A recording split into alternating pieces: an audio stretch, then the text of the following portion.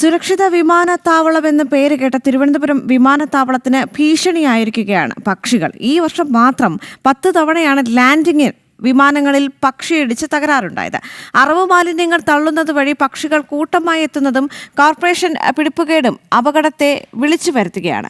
വിവരങ്ങളുമായി എസ് ശാലിനി ചേരുന്നുണ്ട്. ശാലിനി, തിരുവനന്തപുരത്ത് കഴിഞ്ഞ കുറച്ച് നാളുകളായി കേട്ടുവരുന്ന ഏറ്റവും വലിയ പരാതിയാണ് ഇത്തരത്തിലുള്ള പക്ഷിശല്യം. ഇതുമായി ബന്ധപ്പെട്ട് സമീപത്തെ കടകൾക്കും വലിയ രീതിയിലുള്ള മുന്നറിയിപ്പുകൾ നൽകിയിരുന്നു. ഈ അറവ് മാലിന്യം ഇവിടെ കൊണ്ട് തള്ളരുത് എന്നുള്ള മുന്നറിയിപ്പുകൾ അല്ലെങ്കിൽ നിർദ്ദേശങ്ങൾ നൽകിയിട്ടുണ്ടായിരുന്നു. പക്ഷെ അതൊന്നും ഫലവത്തായില്ല എന്നാണ് ഇപ്പോൾ മനസ്സിലാക്കേണ്ടതല്ലേ?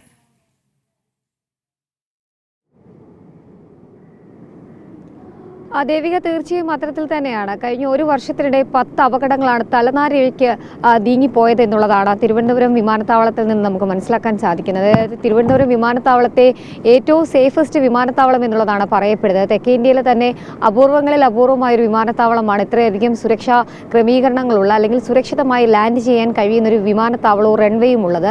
നമുക്കറിയാം, കഴിഞ്ഞ ദിവസങ്ങളിലും ഒപ്പം തന്നെ മാസങ്ങൾക്ക് മുമ്പുമൊക്കെ ചെന്നൈയിൽ നടക്കം പറന്നുയർന്ന വിമാനങ്ങൾ അത് എമർജൻസി ലാൻഡിങ്ങിനായി തെരഞ്ഞെടുത്തത് തിരുവനന്തപുരം വിമാനത്താവളമാണ്. അങ്ങനെ നിരവധി വിമാനങ്ങളാണ് എമർജൻസിയായി ലാൻഡ് ചെയ്തിട്ടുള്ളത്. പക്ഷേ ഇപ്പോൾ നിലവിൽ സാഹചര്യത്തിൽ ഈ അഹമ്മദാബാദ്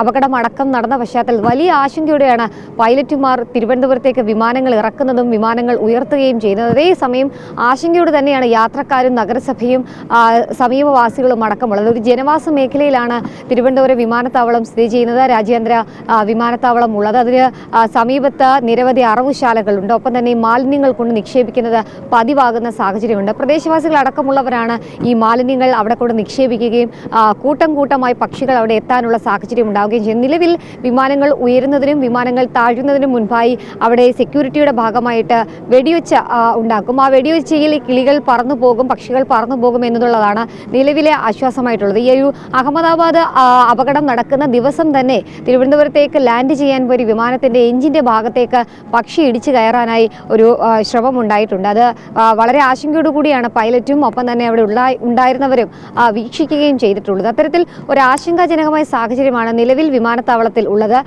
ഒപ്പം തന്നെ ഈ വിമാനത്താവളത്തിന്റെ വികസനം അടക്കമുള്ള പ്രവർത്തനങ്ങൾ നടക്കുന്ന ഭാഗത്ത് ഈ ഒരു മാലിന്യങ്ങൾ നിക്ഷേപിക്കരുത്, ഒപ്പം തന്നെ ഇത്തരത്തിലുള്ള അറവുശാലകൾ അടക്കം മാറ്റി സ്ഥാപിക്കണമെന്നുള്ള നിർദ്ദേശം വിമാനത്താവള അധികൃതർ അടക്കം നഗരസഭയും സർക്കാരിനെയും അറിയിച്ചതാണ്. പക്ഷേ സർക്കാരിന്റെ ഭാഗത്തു നിന്നോ തിരുവനന്തപുരം നഗരസഭയുടെ ഭാഗത്തു നിന്നോ കാര്യമായിട്ടുള്ള ഇടപെടൽ ഇക്കാര്യത്തിൽ ഉണ്ടാകുന്നില്ല എന്നുള്ളതാണ് ഏറ്റവും ശ്രദ്ധേയമായിട്ടുള്ള കാര്യം.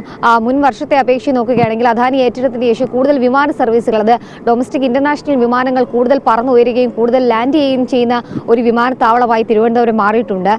കൂടുതൽ യാത്രക്കാർ ആശ്രയിക്കുന്ന ഒരു വിമാനത്താവളമായി തിരുവനന്തപുരം മാറുകയും ചെയ്യുന്നത്. ആ സമയത്താണ് ഇത്തരത്തിൽ ആശങ്ക ഉയർത്തിക്കൊണ്ട് ഈ പക്ഷികളും കിളികളും ഒക്കെ ഉയരുന്നത്, അല്ലെങ്കിൽ പക്ഷികളും കിളികളും ഒക്കെ ഈ വിമാനത്താവളത്തിന് സമീപത്ത് പറക്കുകയും അത് വിമാനത്തിൽ ഇടിക്കുമെന്നുള്ളൊരു ആശങ്ക ഉയരുകയും ചെയ്യുന്നത്. ദേവിക, ശരി, എന്തായാലും പക്ഷിശല്യം രൂക്ഷമാണ് തിരുവനന്തപുരം വിമാനത്താവളത്തിൽ. ഇതിനു മുൻപും ഇത്തരത്തിലുള്ള പരാതികൾ വന്നിരുന്നു. പക്ഷേ യാതൊരുവിധ നടപടികളും സ്വീകരിച്ചിട്ടില്ല എന്നതിന് ഏറ്റവും പുതിയ ഉദാഹരണമാണ് വീണ്ടും പക്ഷിശല്യം അവിടെ രൂക്ഷമാകുന്നു എന്നുള്ളത്.